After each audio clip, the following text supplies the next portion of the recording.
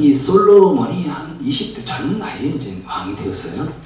그렇다면 여러분, 이 솔로몬 시대 그때 그 배경을 보면요, 열왕기상 4장 2하를 보시면 나와 있습니다. 그 당시 이 나라가 어떤 나라였느냐? 아주 강한 나라였어요. 심지어 주변에 있는 나라가요, 이 솔로몬이 지배하고 있는 그 이스라엘 나라에 와가지고 조공을 바칠 정도였습니다. 조공을 바친다는 게 무슨 의미하는 겁니까? 약소국이 강국에게 조공 바치는 거 아닙니까? 그죠? 그 정도로 이 솔로몬 시대의 그 나라는 굉장히 부강한 나라였습니다. 태평성대를 누리고 있었던 그 시대. 나라가 태평하니까요, 이 백성들도 이 평화를 누리는 그런 시대의 이 왕이었습니다. 이 솔로몬 왕이 뭐 때문에 이런 위대한 왕, 사람들로부터 높임받는 왕이 되었을까요? 그 훌륭해서입니까? 그 시대에 잘 타고났나요? 시대에 잘 타고나서 그런 겁니까? 인격이 훌륭했습니까? 인품이 좋았습니까? 물론 이것도 뭐 그럴 수 있다고 생각이 됩니다. 그래요? 그러나요? 여러분, 우리가 한 가지 생각할 것은 무엇입니까? 전적인 하나님의 은혜죠. 그죠? 그러나 그 하나님의 은혜를 우리가 구체적으로 우리가 한번 생각해 보면 어떤 거겠습니까? 어떤 하나님의 구체적인 은혜를 받은 겁니까? 하나님이 주시는 지혜를 받았잖아요. 하나님이 주시는 지혜. 결국 지혜가 이 솔로몬 왕을 이렇게 만들어 준 겁니다. 그래서 우리가 솔로몬 왕은 어떤 왕이 생각되어집니까? 지혜왕.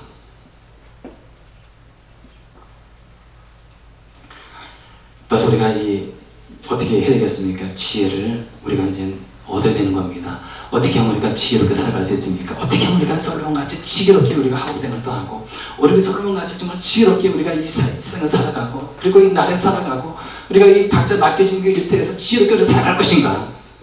이거 우리가 한번 좀 생각 좀 해봐야 되지 않겠습니까? 먼저는 우리가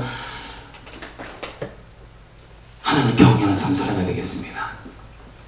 잠언 9장 10절에 보니까요, 이 성경 나와 있는 이 말씀이 무엇입니까? 여호와를 경외함이 지혜의 근본이다. 이렇게 나와 있네요. 여러분 다 아시는 내용일 겁니다. 여호와를 경외하는 것이 무엇의 근본입니까? 지혜의 근본이라는 거예요. 여호와를 경외한다. 여호와를 두려워한다. 여러분들이 하나님을 두려워하고 하나님을 경외하며 살아가는 것이 어떤 거라고요? 지혜의 시작이라는 거예요. 하나님을 경외하는 것이 신앙의 시작이지만은, 신앙의 기초이지만은, 그러나 지혜의 시작이라는 거예요.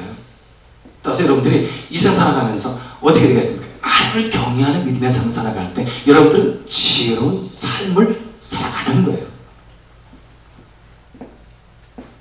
그 다음에 이제 우리가 하나님을 경외하고 하나님을 섬기면서 살아가지만은요, 또 한 가지 우리가 지혜를 또 구하는 삶을 살아가야 한다는 것입니다. 여러분, 하나님이 주신 지혜, 여러분 우리가 공부만 해가지고 그 지혜를 얻을 수 있을까요? 여러분들이 아무리 열심히 한다 할지라도 여러분 하나님이 주신 지혜를 얻는 것이 아닌 것입니다. 지혜는요, 하나님이 주시는 거예요. 누구에게 말입니까? 구하는 자에게 주시는 겁니다. 28절 볼까요? 28절에 보면요, 모든 이스라엘 사람이 왕이 재판한 판결 소식을 들었다.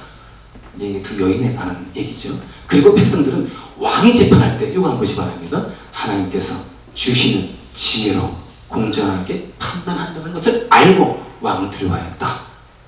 하나님이 이 솔로몬에게 뭘 주고 계시는 겁니까? 뭘 공급하고 계시는 겁니까? 지혜를 주시는 분이라는 것을 알 수가 있죠.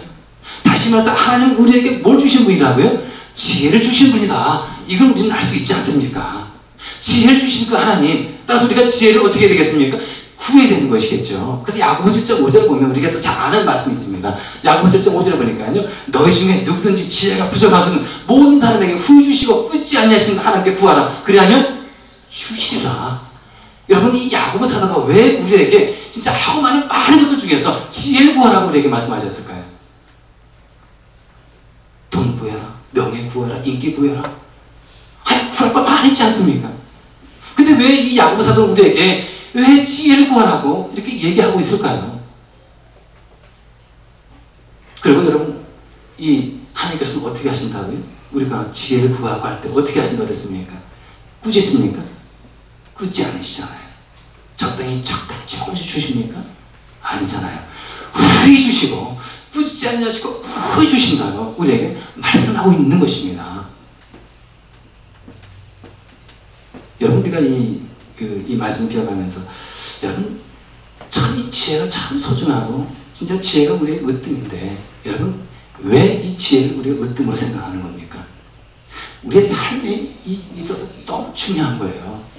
여러분 그 지혜 없이 여러분 자녀들을 키울 수 있겠습니까?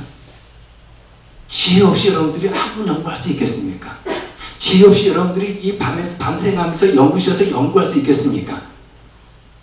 여러분 지혜 없이 직장 할 수 있겠습니까? 지혜 없이 여러분들이 사업할 수 있겠습니까?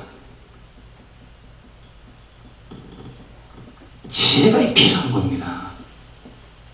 우리가 때로 지혜롭지 못해가지고요. 얼마나 우리의 삶에 낭패당할 수가 있습니까? 우리 선택한 것도 그래요. 진짜 조금만 지혜롭게 잘 선택했으면 진짜 아주 좋은 결과를 얻을 텐데 정말 지혜롭지 못하게 결정해가지고 당하는 그 많은 이 무거운 짐들 어떤 분은 그런 경험도 있는 분도 있을 겁니다. 야 그때 내가 지혜롭게 잘 결정했으면 내가 지혜롭게 잘 선택했으면 내가 일어설지 않았을 텐데 참 우리 삶의 지혜 문제가 참 심각한 거예요. 지혜는요 문제를 쉽게 풀어줍니다. 풍성한 결과를 맞게 해줘요. 그래서 우리가 어떻게 해야 한다고요? 지혜를 구해야 되는 것입니다. 솔로몬도 지혜를 구하지 않았습니까? 열왕기상 3장 첫 번째 쭉 이제 1절부터 쭉 이해해 보시면은 여러분 솔로몬 왕이 여러분 그 1000번째를 드립니다. 1000번의 번제를 드리는 거예요. 쉽게 말해서 1000번의 제사를 드리는 겁니다. 하나님께서 참 기쁘게 받으셨어요. 어느 날 꿈속에 나타나셔가지고요. 이 솔로몬에게 이제 얘기를 합니다. 참 하나님 너무 기쁘셨던 것 같아요.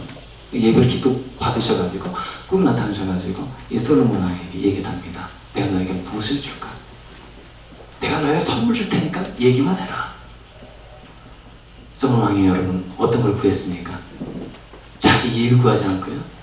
자기 백성들을 진짜 재판하고 잘 지지하고 판단하기 위해서 지혜가 필요합니다. 하나님 그 지혜를 주세요. 하나님의 그 점을 너무 기뻐하신 거예요. 그래가지고 하지 않는 무릇을 주었다고요. 부도 주시고 명예도 주시고 권력도 주시고 나라를 부강케 만들어주지 않았습니까? 저는 이 솔로몬이 하나님의 지혜를 구한 거 보면서 저는 깨닫는 게 그거예요. 솔로몬 왕은요 사실 명예와 권세와 부를 다 가지고 있는 왕 아닙니까? 근데 지혜를 구했다는 게 저는 여기서 생각해지는 게 야 이 솔로몬 왕은 지혜의 소중함을 깨달은 왕이었구나. 정말 지혜가 얼마나 가치 있는 것인가를 이 깨달은 왕이었구나. 이거를 저는 깨닫게 됩니다. 그래서 우리가 여러분 세상에 다 진짜 이것저것 다 좋게 생각할 수 있습니다. 하지만 가장 우리가 좀 중요하게 생각할 것은 무엇입니까? 포인트가 무엇입니까? 지혜의 소중함을 우리가 깨닫자 이거예요. 지혜의 소중함을 그래서 깨닫고 어떻게 해야 한다고요? 구해야 되지 않겠습니까? 얼마 전에 제가 이제 책을 하나 읽었습니다. 원중수 권사님 여러분 아실 겁니다. 제가 이 책은 오래전에 한번 읽었어요.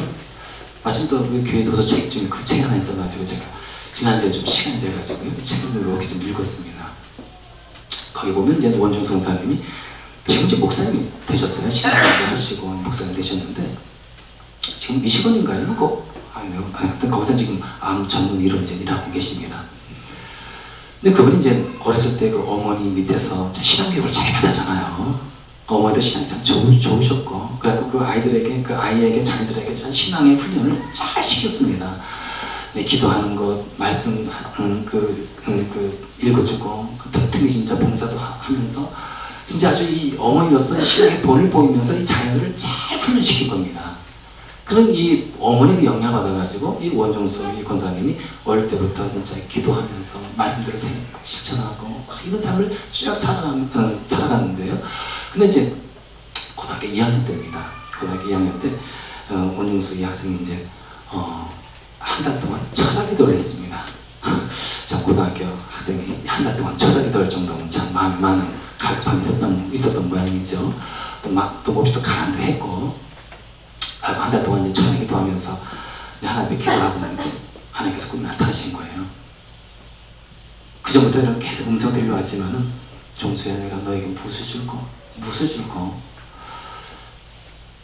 이제는 이제 하나님께서 그런 음성이 들려와가지고 이때 이제 원종수 학생이 이제 문득 생각 떠오르는 게 뭐였냐면은 자기 주일학교 선생님이 자기에게 전해준 그 얘기가 떠오른 겁니다. 바로 솔로몬 그 이야기.